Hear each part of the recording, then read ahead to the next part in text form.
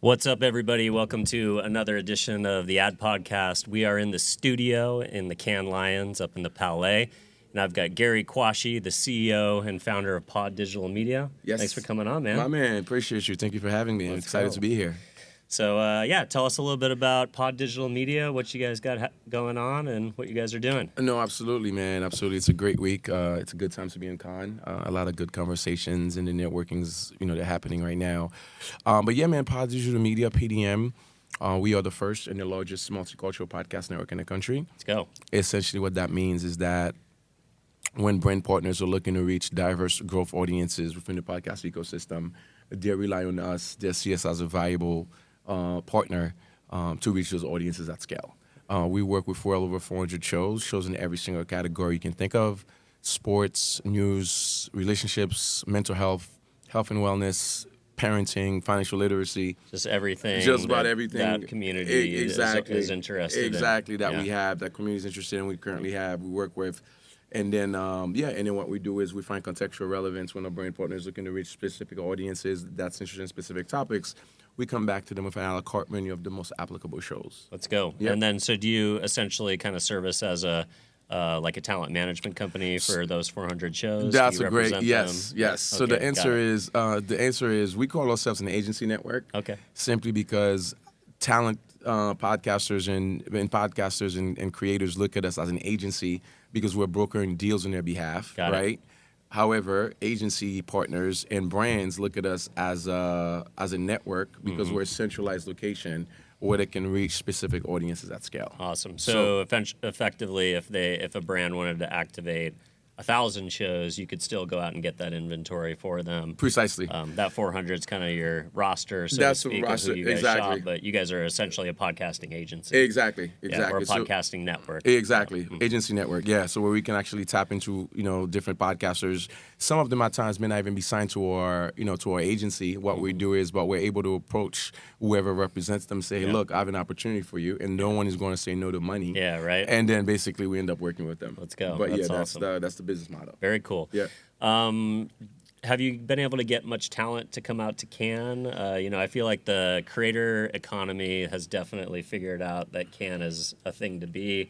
We've always had competition with VidCon this week. A lot of, creators that are hybrid, and YouTube is the largest, platform for podcasting now, even bigger than Spotify. So it's been hard to get talent to come out to Cannes. But if you look at, this week, 4 years ago, Paris Hilton was like the first creator, influencer to come out here really in a big way. I took a picture with her too, actually. It's funny. Yeah, she was eating dinner across the street from me on Sunday at a event that I was doing with one of my clients. But it feels like a great way to get brands excited about talent is when they get an opportunity to meet them in person, see what they're all about.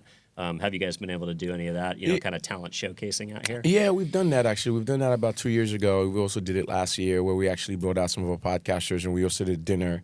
And at the dinner, we just had the podcasters basically almost like do a live show where they were actually having certain conversations. And then, our brand partners were present, so they were able to like interact with the, with the talent that we brought out. We also feel like everyone is doing that, right? Everyone wants to bring out talent. Yeah, Sport Beach with all the athletes. Sports Beach with all the athletes, exactly. So I think on our end, we're trying not to, we want to talk about, the strength is in the trusted voices that we represent, right? In all the trusted voices that we represent. So we try not to carve out one specific group of talent, say, hey, those are the athletes, come hang out with the athletes, or those are the beauty influencers, come hang out with the beauty influencers. We sort of really speak about just about the breadth of the network. I love it. But we've certainly had brought talent out before, and there's certainly, of course, they enjoy it. And of course, brands, of course, always love having access when they can actually feel and touch the talent. Yeah, that's awesome. So talk a little bit about what you were up to this week. Were you doing any thought leadership, speaking on any panels? How do you stand out and get in front of those it's hard to pin down those holding company agency folks that you were talking about. It's a great place to get everybody together, but it's can be hard to get people's attention when there's so much going on here. Agreed. And it's also a marathon when you're out in Cannes, right? There's so much to do. I've already recorded 12,000 steps for the day, and I'm sure I'll probably have another 3,000 to 5,000 before the day's over. Let's go. But no, it's a lot of thought leadership for sure, right? It's a lot of thought leadership, ensuring that we're sharing conversation, we're educating clients. Podcasting is now at the table, sitting next to TV advertising, radio advertising, CTV, social media advertising. However, there's still a lot of hesitation from brands, right? Why do you think that is?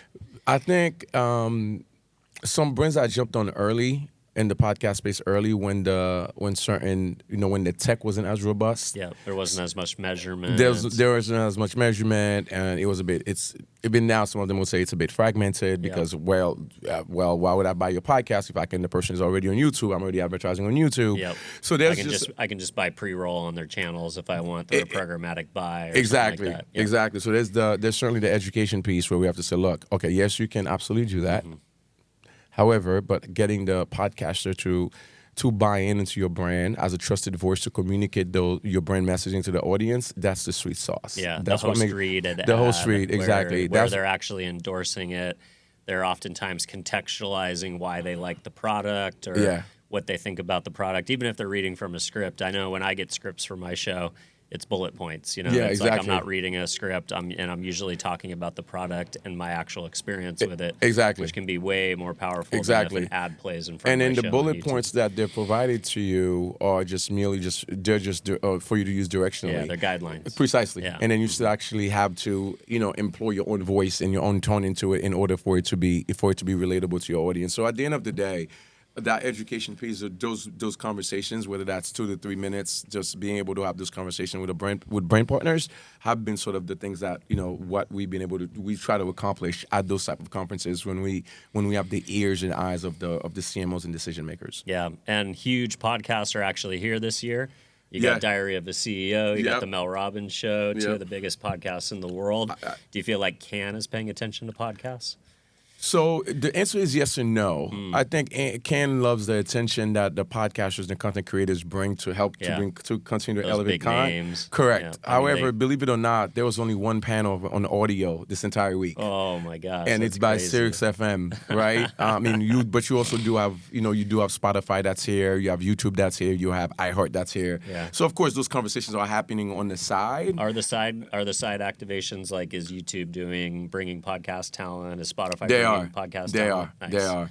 And actually, Oprah's here. She has a podcast. Yeah, that's right. Yeah, I think she did a live podcast today, or she's doing one tomorrow, or what have you. So the side events are actually certainly amplifying podcasts, but it was just so like when I read through the actual programming of Con itself that that audio was actually not like sort of as prominent as I thought it would be. Yeah. But again, we know we are we're no longer the stepchild. We know we are at the table.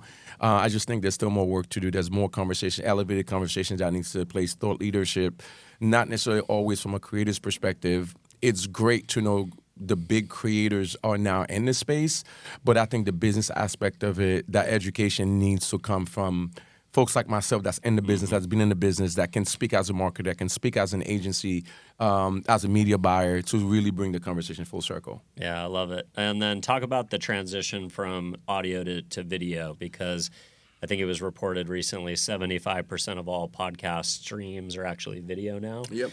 A lot of people go home and instead of watching the news, they watch 2 or 3 hours of their favorite podcasts, myself included. Yeah. Podcast is really, it's as powerful as television now. I mean, you have kind of the 2 different sides of it. One is a captive audience that's driving around, right? So you're driving in your car, you have your playlist, your favorite podcasts.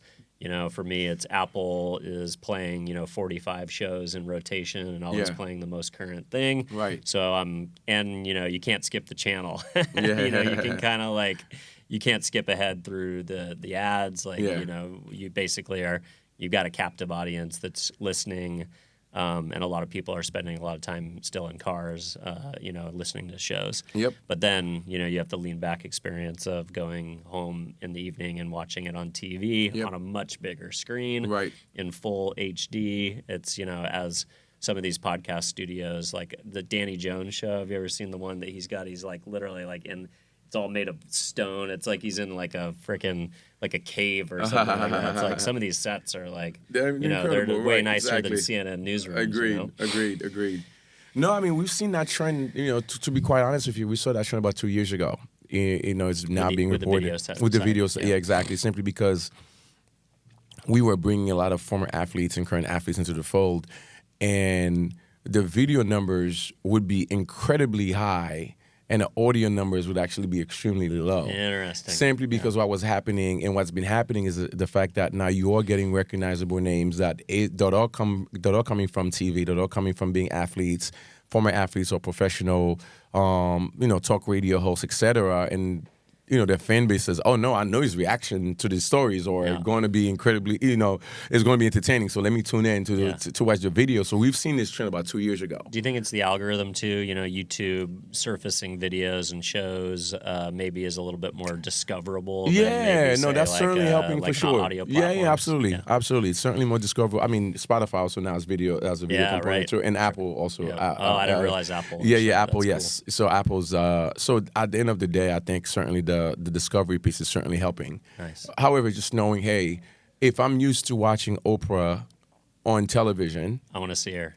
and then now she has a podcast and there's a video component to it, I want to watch a podcast, right? Yeah. So I think it's just a natural sort of human behavior to do what they're accustomed to do. And then I think audio now, podcasting, which is, to me, is still podcasting.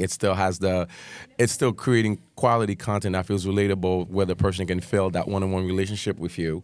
And now just the video portion is just helping and bringing more people closer to it. Yeah, and helping with brand integrations, because you can show the product, not just talk about it. We're talking about brand integration, logo placements, and the examples can be shared, and you can actually see the person talk about it. They can demonstrate the product. Yeah. It just makes it much easier.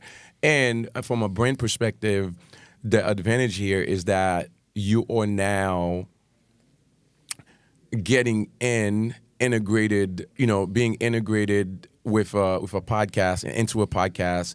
That's much more authentic, and it's still a low barrier of entry, simply because you're not paying Super Bowl prices by teaming up with podcasters around Super Bowl versus actually advertising in the Super Bowl. Yeah, it's a great kind of sidecar media buy when you want to be associated with a cultural event, especially Precisely. sports. Exactly. So we do a lot of we've evolved within the last, I want to say 3 years now, where we've evolved into doing live events and live activations, live podcast activations, but we do them around key cultural moments. Nice. Our tentpole activation is it's Art Basel. Yeah. Well, we don't say Art Basel, it says Art Week. Nice. Right? For Super Bowl, it's the big game.